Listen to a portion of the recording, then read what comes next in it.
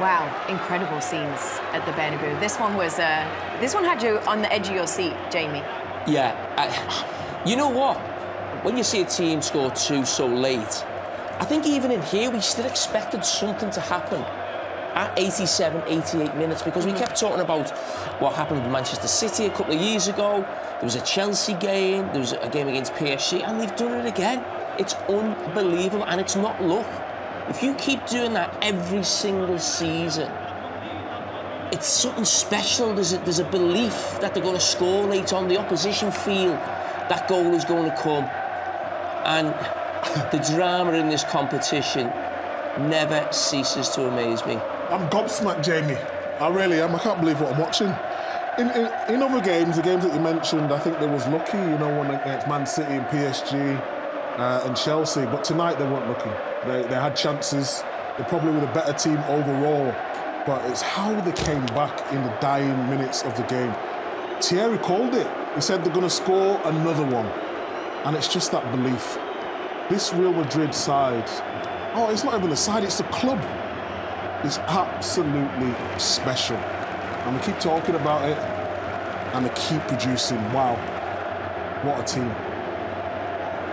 I don't know how Bayern Munich processed that when it's ripped away from you in the final seconds like that. Again, it's 90 minutes. It's not ripped up in your hand or anything. You play 90 minutes. Simple. It doesn't mean you have to score the first 2 minutes in the middle of the game or at the end of the game. The game is 90 minutes. And with Real Madrid, it's really 90 minutes. You don't take Kane out in a game like that. Because you play against Real Madrid. You're not playing against any, sorry to say, Micah Malstein. This is Real Madrid. We talked about it. I'm not going to repeat what I said at the beginning of the show. That's what they do. Period. There's no luck in that. It's called Real Madrid. Period. Thomas Tuchel get it wrong? Listen, I think you look at the Kane substitution, and in a normal 90-minute game, I can understand a manager making substitutions late in a game. Every manager does it. And it's easy to say when it doesn't go your way, he got it wrong. But I think there is something about when a game can go to extra time. Now, this game didn't go to extra time. But my point is, if Madrid do score a late one and it goes to extra time, you've got half an hour without maybe the best striker in world football, or certainly in the top two. Well, this match was brought to you by FedEx, UEFA Champions League official sponsor.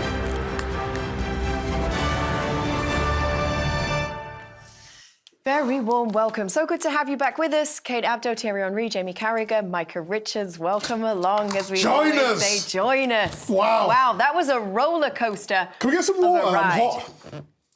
Is it? Leo, can we get some water, please? Oh, wow. Thanks so much. Believe what I've just witnessed again. Every season without fail, the Champions League. How good is the Champions League, seriously? Unbelievable, isn't it? I'm sorry I doubted you.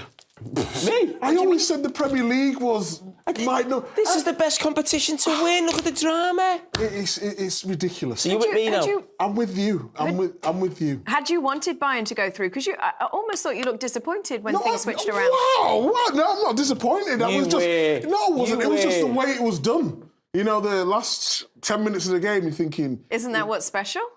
Yeah, that is what is special about it. Of course it is. And he's a special man, Ancelotti. 6th Champions League final for him. You've played under him, Thierry. It's bad. Yep. What's special about him when you're in the locker room? He's a lovable man manager. He believes in his team. He will never put you down, always have good words about you. Very positive. Very happy for him at the end of the day. And yeah, look at, they're already saying, let's go for the 15th one. Yeah, I mean, like I said, you know, I'm just not surprised. This is how great they are. Yeah. You're not surprised anymore that they do that. I've seen it so many times. I played against them in Spain, and you kind of like, as long as the ref doesn't blow the whistle, the way you play against Real Madrid is you play until the ref blow the whistle, even if you're 4-0 up. You have to play hard. You leave them a little door, a little space, they'll take it. Can I ask you, manager, you know a manager too, what makes Ancelotti so special? Please, tell me. Well, you have people that are made to manage big teams. You have some people that are made to manage young players and force them to do something. Ancelotti doesn't force you to do stuff. it convinces you to do stuff. That's a different ball game. It speaks to you, it speaks to your brain, and allows you to go on the field within its structure to play and be active in that structure. Obviously, you have rules that you need to do, but it doesn't try to take control of what type of player you can be. And that's vital. He's a great guy, great human being too, and he's one of the only coach, I will be honest, and we said it so many times, wherever he went, we don't hear anyone saying bad stuff about Ancelotti. You often sometimes see players sad when he leaves. You see players going to celebrate with him. I'm sure you remember the Chelsea boys. So there's never smoke without fire. This guy is special. He went back to Madrid and is again on the verge of maybe winning another one. Just won La Liga, obviously Real Madrid at the weekend as well. Now with a comeback win against the Bayern Munich in the second leg of the Champions League semi-final. If you're talking about kind of momentum going into the final at Wembley, Jamie, does that play a role? Oh, they'll be huge favourites. I actually think Borussia Dortmund will be devastated as well. They will, because you're playing Real Madrid in the European Cup final. Now, they'd have felt they know Bayern Munich better. They beat them the last time they played them away from home. I think Borussia Dortmund, watching at home, they'll have been desperate to play against Bayern Munich. Look at this madman. He's a great character, though, isn't he? I loved him when he was at Chelsea. I love his antics now. He's just brilliant. He got the assist for the goal as well. He's just, outstanding scenes. There's something that I would like to say. People talk about Bellingham, and rightly so. Rightly so. People talk about Kylian Mbappe, and again, rightly so. But please, Vinicius Junior. I tell you why he didn't score. But what I like with him is the way he wants the ball, the way he pushes things. He never gives up. It was difficult. Nobody wanted the ball at one point for Real Madrid. He was coming, attacking, creating. The amount of time he put that ball in the box, dribbling past Kimmich on the side. I simply think that at the moment, people always give a lot of credit to this man, and he deserves it. Do not sleep on this man. For me, that's his team. Do you think him and Mbappe are the two best players in the world right now? And then maybe the third one is maybe this year you can add Bellingham. Well, it looks like they might play together. All the best. Oh, wow. Who's going to defend, though? We're going to go very quickly over to the Bernabeu, to Madrid, where we can join live right now Alessandro Del Piero and Guillaume Balaguer, who were there at the stadium watching this game for us. Alessandro, you'd already said it, it's not a normal stadium, the Bernabeu. How did you live that experience, that game? What can we add, guys? I mean, it's unbelievable. There's a little wind at some point. You don't see it coming, you don't feel it, but it came, and boom, boom, bye-bye. That's it.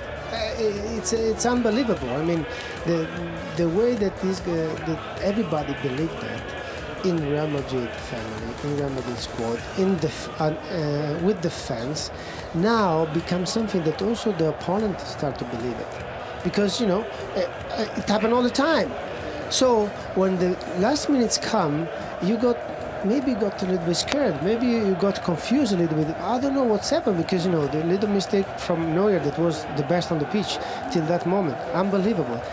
Maybe the most easier ball that you can save it, and then create another wave. I mean, it was incredible. Guillaume Balaguer, we're gonna see them win a 15th now. Well, who's going to bet against Real Madrid? Let me disclose a little conversation that Alessandro Del Piero was having with Clarence Seedorf just after the game. We crossed paths, and they didn't talk about tactics. They didn't even talk about players. They were talking about the magic of the Bernabeu, the mentality of the players, that they never believed they could lose, even though it looked like it was going to get away from their hands. The faith that things would be turned around, the noise in the stadium. We sometimes feel that football is that for two or graphics or videos. There is something that you cannot explain that happens at the Bernabeu far too often to be saying that it just happens by chance. It is not by chance. It's a bunch of things. We don't know exactly what it is. Let's call it magic, but certainly that happened today again.